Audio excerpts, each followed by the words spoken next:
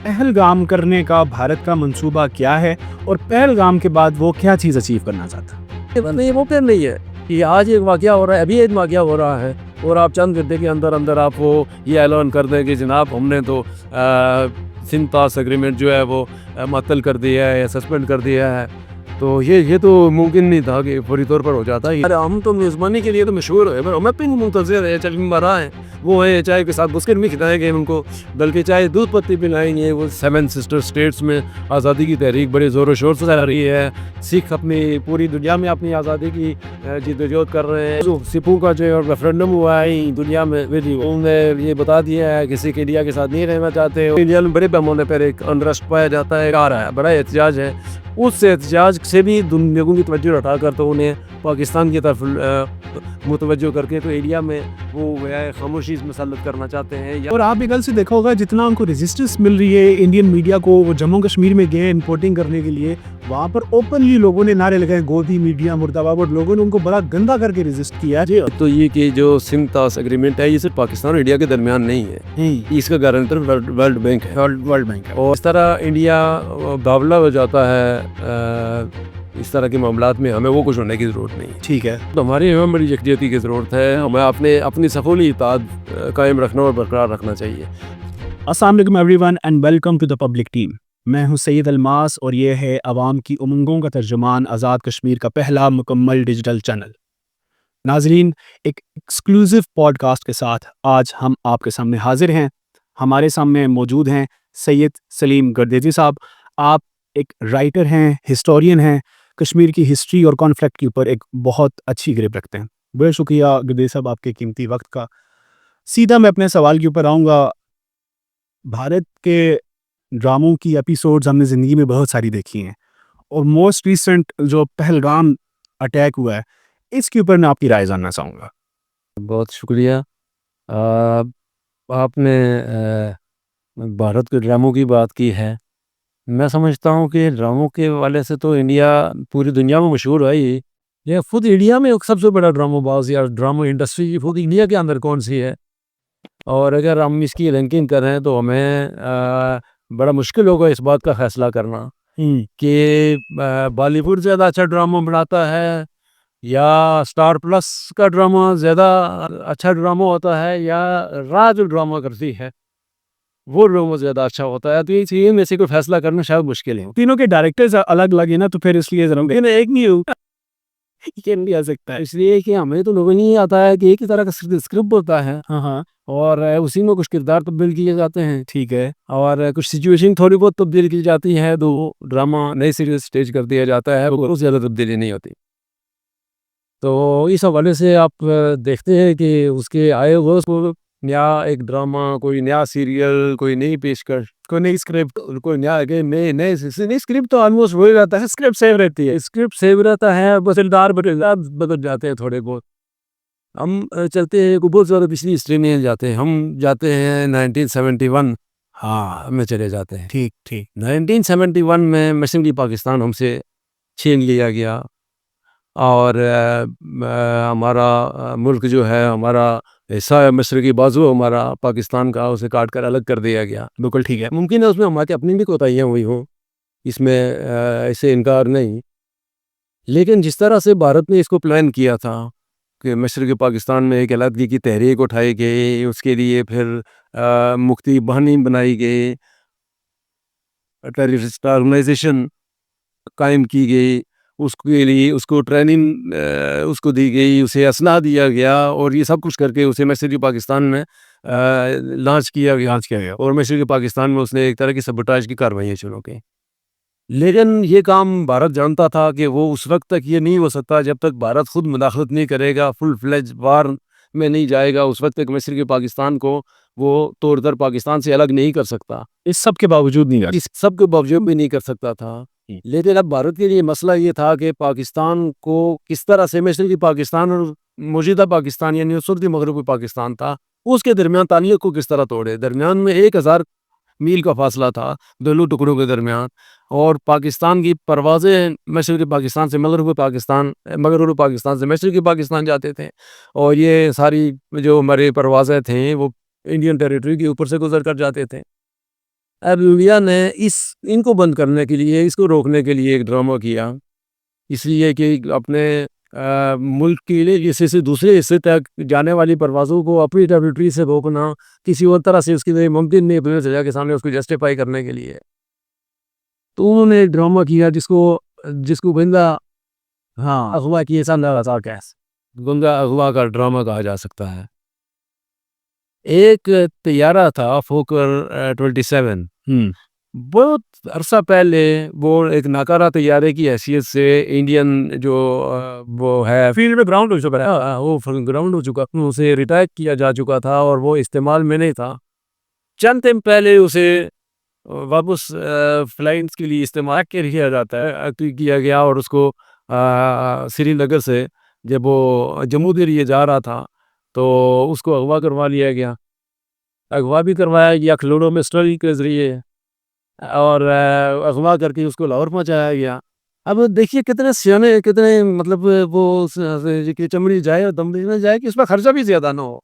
وہ میں ناکارہ طیارے کو استعمال کیا اس کے لیے کہ اگر سیارہ ضائع بھی ہو تو اس سے وہ زیادہ نقصان نہ ہو، میری نقصان نہ ہو. تو وہ راستے میں اسے اغوا کروایا گیا اور اغوا کر کے لاہور پہنچایا گیا، اور لاہور میں مسافروں کو اتار کے تو اس طیارے کو جلوا دیا گیا اور پوری دنیا کو دکھایا گیا کہ جی دیکھیں جی پاکستان نے یہ جہاز اغوا کروایا ہے ہمارا. اور اس کے نتیجے میں پھر انڈیا نے ایسے پاکستان کے لیے پاکستان کی جو فلائٹس تھی اس پر پابندی لگا دی، اور اس کے نتیجے میں پاکستان کو بہت دور سے سمندری راستے سے مشرقی پاکستان تک پہنچنا پڑتا تھا، جو کہ عملی طور پر ممکن نہیں تھا.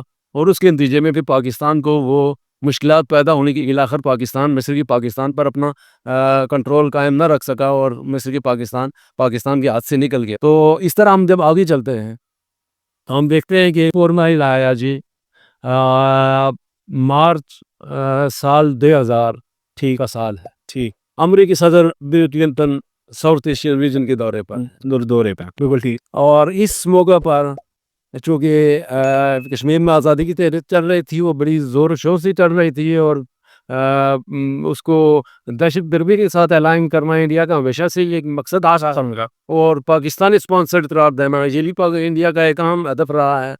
تو اس موقع پر جبکہ صدر بل کلنٹن انڈیا کے دورے پر تھے تو انہوں میں چھٹی سنگھ پورہ مقبوضہ کشمیر میں وہاں سکھوں کی ایک آبادی تھی، اس آبادی میں بڑے پیمانے پر قتل عام کروایا، اور اس کے الزام پاکستان پر عائد کر دی اور انتہائی ٹینشن پیدا کر دے. اور امریکی صدر کی وجودی میں چونکہ پوری دنیا کا میڈیا انڈیا میں موجود تھا اور اس کی نظریں تھی ساری صورتحال پر، دہشت حاصل کرنے میں کامیاب ہوئی، اور اس کے نتیجے میں پھر اس واقعے کو اس نے خوب استعمال کیا اور امریکہ کی پوری دنیا کی ہمدردی حاصل کر لی.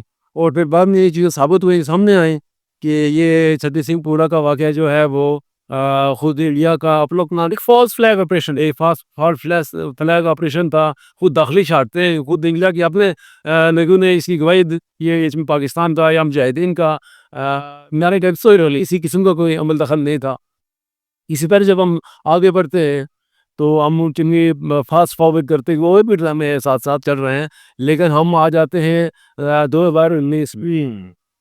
2019 کا سال انڈیا میں انتخابات کا سال تھا. اور انتخابات کے سال میں تو انڈیا کی جو وار ہسٹیریا ہے اس میں کئی گنا اضافہ ہو جاتا ہے. چاہے حکومت کانگریس کی رہی ہو یا بی جے پی کی، کسی کی بھی حکومت ہو، تو انڈیا میں الیکشن جیتنے کے لیے جو ان کے پاس ٹول ہوتا ہے وہ پاکستان دشمنی ہے. ایک شعر بھی ہے، وہ آپ شعر رائے تندن ایک انڈین شاعر ہیں، ان کا ایک شعر ہے کہ سرحدوں پر بہت تناؤ ہے کیا، سرحدوں پر بہت تناؤ ہے کیا، ارے کچھ پتا کرو کوئی چناؤ ہے کیا. کہ چناؤ جب بھی آتا ہے تو سرحدوں پر تناؤ کی کیفیت، جنگ کے بادل مدنانے لگتے ہیں، تو یہ صورتحال ہوتی ہے. تو 14 فروری سال 2019 کو پلوامہ میں اسی طرح کا ایک ڈرامہ کیا گیا کہ انڈین آرمی کا ایک کانوائے جا رہا تھا، اس پر خود کچھ حملہ کروایا گیا. اس میں ایک سوال کرنا چاہوں گا، جو آپ نے پچھلے 2 واقعات بتائے ان کے ریزلٹس بتائے، میں یہ چاہوں گا کہ آپ یہ جو پلوامہ اٹیک ہوا تھا جس کے بعد پھر سیریز میں کچھ ایپیسوڈ چلی تھی جس کے بعد ہم میں یہ دیکھا تھا ابھینندن میں ہمارے پاس تشریف لائے تھے، یہ سب ہماری آنکھوں کے سامنے ہوا ہے اور کیونکہ ہم نے اس کو خود دیکھا ہے. صحیح. ٹارگیٹس کیا تھے اور اچیومنٹس کیا تھی انڈین؟ اس ہم آتے ہیں یہ پہلے تو سیکوینس آف ایونٹ کو دیکھ لیں، تو اس کے بعد اس کے ٹارگیٹس کی طرف آتے ہیں کہ اس نے حاصل کیا کیا. ٹھیک. 14 فروری بھارتی فورس کا ایک کانوائے جا رہا تھا جموں سری نگر شاہراہ پر، اور پلوامہ کے مقام پر اس پر ایک خودکش حملہ ہوا جس میں 40 کے قریب سیکیورٹی اہلکار مارے گئے. اور اس پر بہت انڈیا نے ایک بہت وار ہسٹیریا کریٹ کر دیا. اس طرح سے اٹامک وار چھیڑنے کے چکروں میں تھا. اس عمل بھی ایسی بنا تھا خالی کہ ایسا لگتا تھا کہ کوئی نیوکلیئر وار ہونے جا رہی ہے. اس کے فوراً میں بعد چند دن بعد میں کیا کہ 26 فروری کو انہوں نے اپنے ایک ایئر اسٹرائک کی بالا کوٹ، بالکل صوبہ خیبر پختونخوا. انہوں نے LOC کراس کی، آزاد کشمیر کا پورا ریجن کراس کیا اور بالا کوٹ پر جا کر ایک ایئر اسٹرائک کی. 12 میراج طیارے لے کر رات کی تاریکی میں چوروں کی طرح وہ گھسے اور جا کر تو بالا کوٹ کے جنگل پر بموں کی بارش کرتے انہوں. اور ہمارے کچھ روس برات شہید کر دیے. بموں کی بارش کرتے جنگل میں ہمارے کچھ درخت شہید، مور ایک جو ریلیٹڈ ہے، بالکل ایسے کہ بہت دکھ ہے، جس کا ہمیں دکھ ہے. پاکستانی کا اللہ تھا، بہرحال ہمارا کا اللہ تھا، ہمارا کہا تھا. تو یہ ٹیم کی اچیومنٹ. دوسرے دن پھر پاکستان نے ریٹیلیٹ کیا اور تب انہیں سمجھ آئی کہ ہمیں اس طرح کا جواب نہیں مل سکتا ہے. اور وہ بھی دن دہاڑے صبح ہر کی تاریکی میں چوروں کو طرح گھسے تھے ہماری سرزمین میں، لیکن ہمارے آوازوں میں، ہماری جوانوں میں دن کی روشنی میں اس کا جواب دیا. اور جو ایک ان کا ایک جہاز استعمال، ان کا ایک سورما، ایک بہادر کا ابھینندن، وہ ہماری سرزمین میں گھس آیا تھا اپنے جہاز لے کر. ہماری چائے پینے کا بھی سعادت اس کو حاصل ہو. اور وہ ہمارے آزاد کشمیر بھیمر کے علاقے میں اسے مار گرایا گیا اس جہاز کو. اور ایک جہاز جو بالکل، اور ایک جہاز بھنگر میں نہیں رہا. اور یہ جو ان کا مک تھا، MiG-21 مک کے بدلے نا وہ انہیں مگ چائے میں تھا. MiG-21 کے بدلے میں ہم نے انہیں مگ چائے بلائی. اب ان کو ہمیں چائے بلا کر صبح چلے سے تو ہم تو میزبانی کے لیے تو مشہور ہے، پر ہمیں پہ منتظر ہے. چل مرا ہے وہ ہے چائے کے ساتھ بسکٹ بھی کھلائیں گے ان کو، بلکہ چائے دودھ پتی پلائیں گے. وہ زیادہ اچھی چائے بھی کھلائیں گے. یہ بھی فینٹاسٹک چائے تھی، لیکن اس دب کی بھی اچھی چائے. کشمیریوں کا زیادہ ارادہ کلچا بھی کھلانے کا، جیسے دفعہ صرف وہ چائے پلائی تھی، دفعہ کلچا بھی کھلا سکتے ہیں. تو یہ ہوا. تو اس کے بعد پھر اس کے نتیجے میں پھر جو یہ بار ہسٹیریا کریٹ کیا انہوں نے، اسے ایج لینے کی کوشش کی. تو یہ سال جو کوئی انتخابات کا سال تھا، اور اس انتخابات کے سال میں اس سال میں ان کے 2 اہداف تھے جو دونوں انہوں نے حاصل کیے. ایک تھا انتخابات، لوک سبھا کا الیکشن جیتنا. ٹھیک ہے. 23 مئی کو لوک سبھا کا الیکشن ہوا اور جلیل سویپ کر دیا بی جے پی نے اپنی تاریخ کی، بلکہ بھارت کی تاریخ کی سب سے بڑی وکٹری اس نے حاصل کی. 353 سیٹس اس نے جیتے. ٹھیک. جبکہ اس کے مقابلے میں کانگریس کو اور اس کی اتحاد کو صرف 91 سیٹس مل سکیں. ٹھیک. اس طرح یہ ہدف تو انہوں نے حاصل کر لیا. یہ ہدف حاصل کرنے کے بعد ان کی قدم یہیں پہ تک نہ رکے، بلکہ اس فتح کے نشے میں چور ہو کر اور مخمور ہو کر انہوں نے اگلا کام یہ کیا کہ ریاست جموں کشمیر کی جو اسپیشل سٹیٹس تھا انڈین کانسٹیٹیوشن میں 37، تو یہ تو اسپیشل سٹیٹس تھا، اس کو اپرویٹ کیا اور اس کو اسٹیٹ کی درجے سے گرا کر تو بعد میں اس کو یونین ٹیریٹری بنا دیا، انڈیا میں مرج کر دیا. اور یہ اہداف انہوں نے حاصل کر لیے، چونکہ یہ الیکشن جیتنا تو ان کا فوری ہو سکتا. ٹھیک. لیکن یہ جو کشمیر کا اسٹیٹس تبدیل کرنا چاہتے تھے، چونکہ کشمیر ایک مسلم میجارٹی اسٹیٹ ہے اور اس کا بنیادی طور پر ان کا مقصد مسلم میجارٹی کریکٹر اس کا ختم کرنا ہے. اور یہ کریکٹر اس وقت تک ختم نہیں کیا جا سکتا تھا جب تک اس کی اسپیشل سٹیٹس حاصل تھا کہ نان اسٹیٹ سبجیکٹ یہاں زمین نہیں خرید سکتا، اور نان اسٹیٹ سبجیکٹس کو کچھ پروٹیکشن حاصل تھے. اس پروٹیکشن کو انہوں نے بے باپ کر اچھا کہ صاحب ڈائریکٹلی میں ایک سوال کروں گا کہ یہ ہم نے تھوڑا سا ہسٹری لوگوں کے سامنے رکھی ہے تاکہ لوگوں کو تھوڑا سا ایک اوور ویو مل جائے بھارت کی پچھلی پالیسیز کا. میں ڈائریکٹ آپ سے سوال کروں گا ماضی کی سچویشن کو سامنے رکھتے ہوئے پہلگام کرنے کا بھارت کا منصوبہ کیا ہے اور پہلگام کے بعد وہ کیا چیز اچیو کرنا چاہتا ہے؟ دیکھیے اس میں ملٹیپل ٹارگیٹس ہو سکتے ہیں. جس طرح 2019 کی اس کے مہم جوئی کے ملٹیپل ٹارگیٹس تھے, اس میں بھی ملٹیپل ٹارگیٹس ہو سکتے ہیں. ایک تو وہ جو کشمیر کی جو صورتحال ہے, موجودہ صورتحال ہے, اس صورتحال میں وہ کشمیر میں کچھ مزید اپنی ظالمانہ کارروائیوں میں اضافہ کرنا چاہتے ہیں. کشمیر کے لوگوں کو مزید وہ دبانا چاہتے ہیں, جو کہ پہلے ہی انہوں نے ایک قبرستانی خاموشی مسلط کر رکھی ہے, اور اس میں مزید اضافہ کرنا چاہتے ہیں تاکہ کشمیر میں کوئی وائس آف ڈسنٹ بلند ہوتی ہوئی نظر نہ آئے. ایک ان کا ہدف یہ بھی ہو سکتا ہے کہ خود انڈیا میں بہت بڑے پیمانے پر احتجاج, ریاستیں جو ہیں وہ آزادی کی تحریک چلا رہی ہے. 7 سسٹر اسٹیٹس میں آزادی کی تحریک بڑے زور و شور سے چلا رہی ہے. سکھ اپنی پوری دنیا میں اپنی آزادی کی جدوجہد کر رہے ہیں. یہ وقف دل جو بھی آیا ہے, اس کے بعد ایک اور رجسٹر سپو کا جو ریفرنڈم ہوا ہے دنیا میں, انہوں نے یہ بتا دیا ہے کہ سکھ انڈیا کے ساتھ نہیں رہنا چاہتے, اور یہ پوری دنیا میں ان کی بڑی سبکی ہوئی ہے انڈیا کی. اس طرح پھر خود مسلمانوں کو, انڈیا کے مسلمانوں کے ساتھ جو ان کا ایک ظالمانہ سلوک ہے کہ پہلے ان کے سٹیزن شپ ایکٹ لائے اور اس کے نتیجے میں ان کی سٹیزن شپ کو, انڈین سٹیزن شپ کو تھریٹن کیا گیا, اور اب وہ وقف کا قانون لائے. مسلمانوں کی جو وقف پراپرٹیز ہیں جو 100% ریلیجیس سینٹیمنٹس ہوتی ہیں, جنہیں دنیا کا ہر قانون پروٹیکٹ کرتا ہے, اور دنیا کا کوئی قانون کسی بھی مذہبی طبقے کے اس کے جو مذہبی معاملات ہیں, اس کی قبرستان ہے, اس کی اسکولز ہے, اس کی عبادت گاہ ہے, اور اس کے جو بھی اس کے مذہب سے متعلق چیزیں ہیں, ان کے وہ ایلیمنٹس ہیں, ان کو دنیا کا کوئی قانون نہیں چھیڑتا. ٹھیک ہے, لیکن انہوں نے یہ نہیں کیا. اس نتیجے میں انڈیا میں بڑے پیمانے پر ایک انرسٹ پایا جاتا ہے, آ رہا ہے, بڑا احتجاج ہے.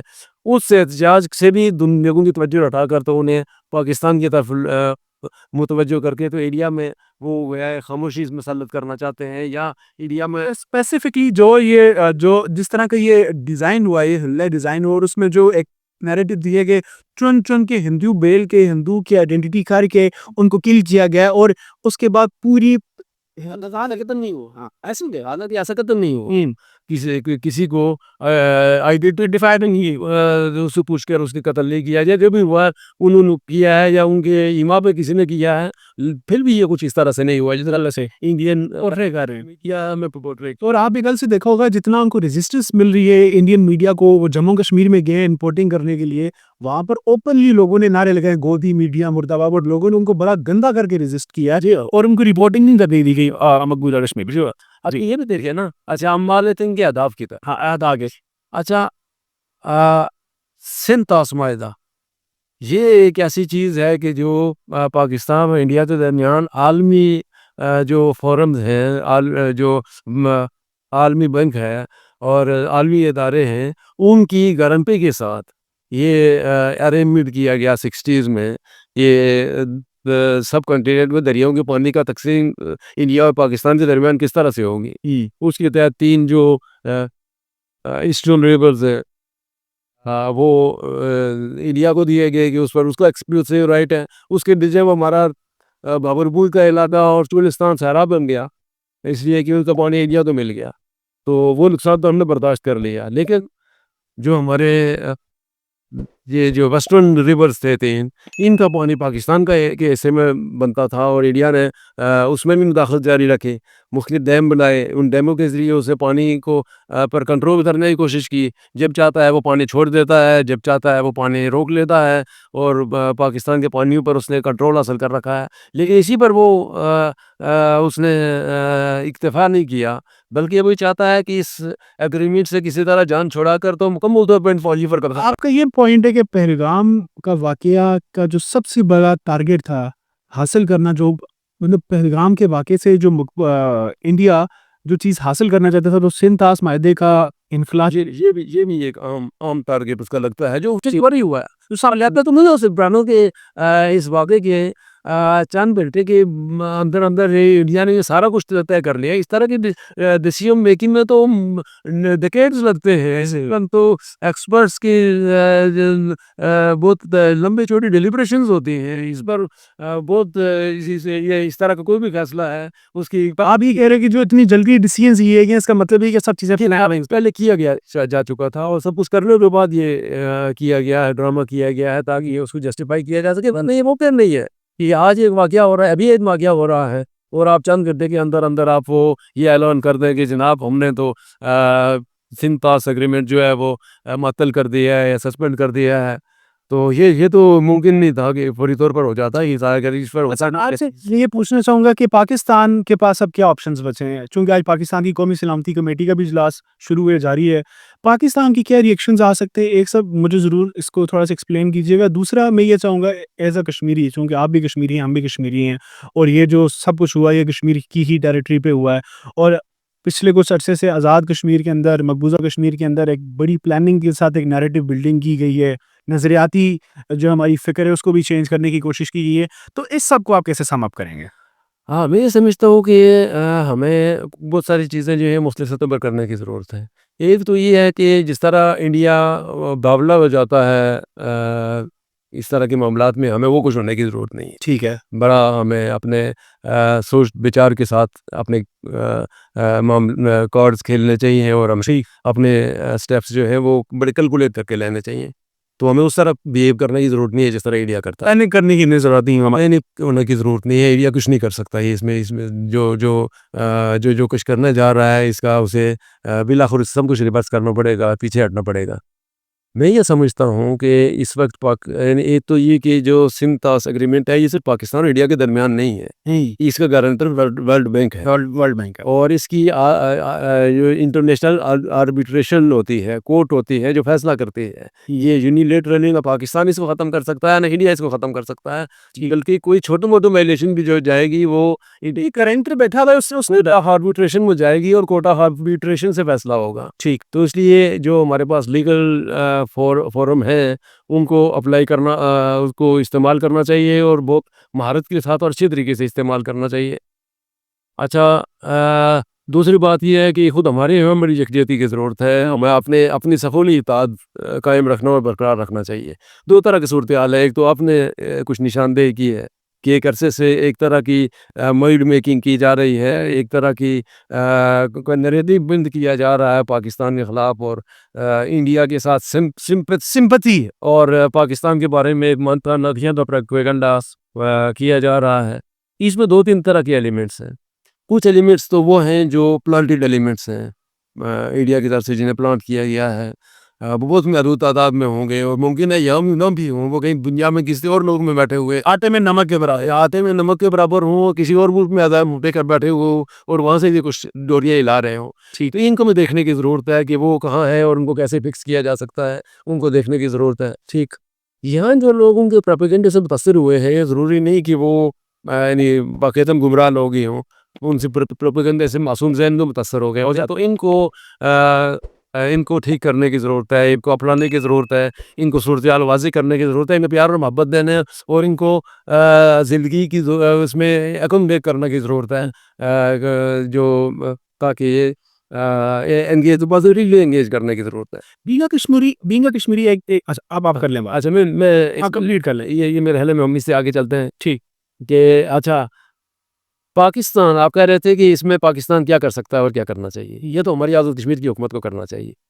اچھا, پاکستان کو یہ کرنا چاہیے. پاکستان خوش قسمتی سے اس وقت UN کا سیکیورٹی کونسل کا نان پرماننٹ ممبر ہے. نان پرماننٹ ممبر ہوتے ہوئے پاکستان کے پاس بہت سارے ایونیوز ایسے ہیں جنہیں پاکستان استعمال کر سکتا ہے بہت اچھے طریقے سے. ٹھیک, اور مجھے امید ہے کہ ہمارے جو بھی پالیسی ساز ہیں اور جو لوگ وہاں بیٹھے ہوئے ہیں ان کے پاس ہوم ورک ہوگا اور وہ بہتر جانتے ہوں گے کہ انہوں نے ان پلیٹ فارمز کو کیسے استعمال کرنا ہے. انڈیا نے ہمیں ایک فیٹ آف میں پھنسا دیا تھا, انہوں نے وہاں سے نکلتے سمجھ آ گئی کہ ہمارے ساتھ انہوں نے کیا گیا. تو اگر ہمیں موقع ملا ہے, انہوں نے بھی انڈیا کے بارے میں عالمی اداروں میں بالکل نوٹس لینا چاہیے اور اس کو وہاں انگیج کرنا چاہیے کہ تاکہ اس کو سمجھ آئے کہ جو اس طرح کے حرکتیں کرنے کے نتیجے میں اس کے ریپرکشنز کیا ہو سکتے ہیں۔ بالکل ٹھیک ہے۔ اچھا، میں ایک اس میں سوال ضرور کرنا چاہوں گا جو میرے دل کا بڑا غریب اور آخری سوال ہے۔ انڈیا کی دھمکیاں ہم سن رہے ہیں پچھلے 2-3 دن سے۔ ایک کنونشنل وار کی طرف انڈیا ماحول لے جاتا ہے، اور وہ کنونشنل وار جو ہمیں نظر آ رہی ہے فی الحال وہ آزاد کشمیر ہی کی ٹیریٹری پہ نظر آ رہی ہے، جو ساتھ ساتھ ایک فکری انتشار آلریڈی یہاں پر کریٹ ہے۔ اس کے باوجود اگر انڈیا اس طرح کی کوئی ایکٹیویٹی کرتا ہے تو بینگ اے کشمیری آپ کیا سمجھتے ہیں کہ ایک کشمیری کا کیا ری ایکشن ہو سکتا ہے؟ میرا خیال ہے کہ انڈیا اگر اس طرح کی حرکت کرتا ہے تو ہمارے درمیان یہ جو فکری انتشار عمومی پیدا کیا ہوا ہے یہ خود ہی ختم ہو جائے گا، بالکل ٹھیک۔ اور قوم یکسو ہو جائے گی، یکجا ہو جائے گی، لوگوں کو پتہ چل جائے گا کہ یہ جو یہ جس طرح کی صورتحال انہوں نے یہاں بڑھانے کی کوشش کی ہے تو وہ اس طرح چلنے والی نہیں ہے۔ اور اگر انڈیا اس طرح کی حمایت کرتا ہے تو میں سمجھتا ہوں، مجھے یہ پورا یقین ہے کہ جو ہمارے محافظ بیٹھے ہوئے ہیں سرحدوں پر وہ اس صورتحال کو بہت اچھے طریقے سے سمجھتے ہیں، اور اگر انڈیا نے کوئی اس طرح کی حرکت کرنے کی کوشش کی تو انشاءاللہ اسے لینے کے دینے پڑیں گے۔ میں سمجھتا ہوں کہ پاکستان تو بڑی ریسٹرین کا مظاہرہ کر رہا ہے، جس طرح اگر انڈیا جس طرح کرتا ہے پاکستان کی ٹیریٹری میں، KPK میں، بلوچستان میں اور مختلف جگہوں پر جس طرح کی وہ صورتحال کریٹ کرنے کی گلگت بلتستان میں، AJK میں، آزاد کشمیر بالکل جس طرح کی صورتحال کریٹ کرنے کی کوشش کرتا ہے تو یہ کافی مشکل ہے یہاں کچھ کرنا۔ لیکن اگر پاکستان ایسا کرنا چاہے تو انڈیا کی سرزمین تو بڑی تیار ہے، وہاں تو آگے بھی اتنی فالٹ لائنز ہیں اور اتنی آزادی کی تحریکیں موجود ہیں کہ پاکستان اگر تھوڑی بہت بھی اگر اپنا کنٹریبیوشن اس میں کرنا چاہے تو پاکستان کے لیے تو کوئی زیادہ مشکل کام نہیں ہے۔ لیکن انڈیا کے لیے بہتر یہی ہے کہ یہ پراکسیز میں نہ جائے اور یہاں سے اپنی پراکسیز کو وڈرا کرے، اور ایک پرامن ہمسائے کے طور پر اگر وہ رہنا چاہتا ہے تو وہ پرامن ہمسائے کے طور پر رہے۔ اگر بات آگے بڑھائے گا تو زیادہ نقصان تو اسی کا ہوگا۔ ایک ہسٹورین، ایک رائٹر ہونے کے ناطے جو آپ نے ایک سارے معاملے کا سکیچ نکالا، میں یہ چاہوں گا کہ آپ آزاد کشمیر کے لوگوں کو اسپیشلی چونکہ ہمارے ویور زیادہ آزاد کشمیر کے ہیں، کیا پیغام دینا چاہیں گے اس کرنٹ سچویشن کے حساب سے؟ میں آزاد کشمیر کے لوگوں سے گزارش کرتا ہوں کہ آزاد کشمیر بڑی قربانیوں کے ساتھ حاصل کیا گیا تھا۔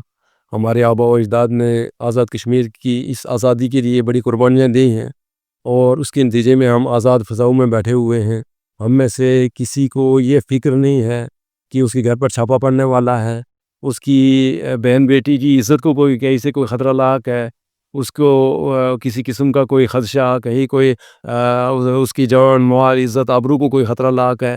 ہم بڑے پرسکون حالات میں بیٹھے ہوئے ہیں، اور آزاد کشمیر تو خود پاکستان کا بھی پرسکون ترین خطہ ہے، بالکل ایسے۔ اور یہ سارا جو کچھ بھی ہے وہ ہمارے آباء و اجداد کی قربانیوں کے نتیجے میں حاصل کردہ اس آزادی کے نتیجے میں ہے۔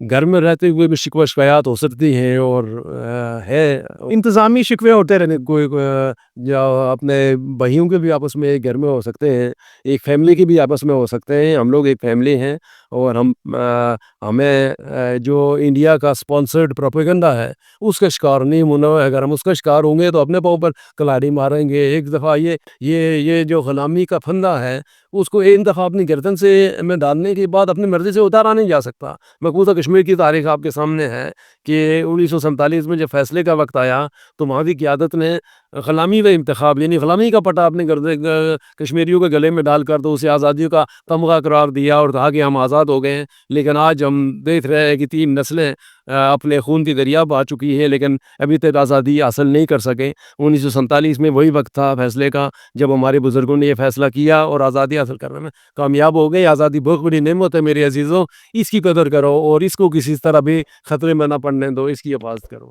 بہت شکریہ، بہت شکریہ، بہت شکریہ سر آپ کی قیمتی وقت کا۔ میں امید کرتا ہوں کہ جو یہ آپ نے فیکٹس اور یہ کچھ فائنڈنگز جو آپ نے لوگوں کے سامنے رکھی ہیں، اور ایک ریکویسٹ لوگوں سے کی ہے کہ اس مشکل ترین وقت میں جب ہمارا دشمن پوری ایک فل فلیج طاقت کے ساتھ ہمارے خلاف پلاننگ کر رہا ہے، ہمیں اپنی صفوں میں اتحاد پیدا کرنا چاہیے۔ اور ناظرین آپ سے گزارش ہے کہ ان باتوں کو سمجھیں، حالات کو سمجھیں، اور کسی پروپیگنڈے کا حصہ بننے سے بہتر ہے کہ آپ اپنی قوم اور اپنے ملک کے ساتھ یکجا ہو جائیں۔ انشاءاللہ ملتے ہیں آپ سے نیکسٹ ایپیسوڈ میں، تب تک دیجیے اجازت۔ اللہ حافظ۔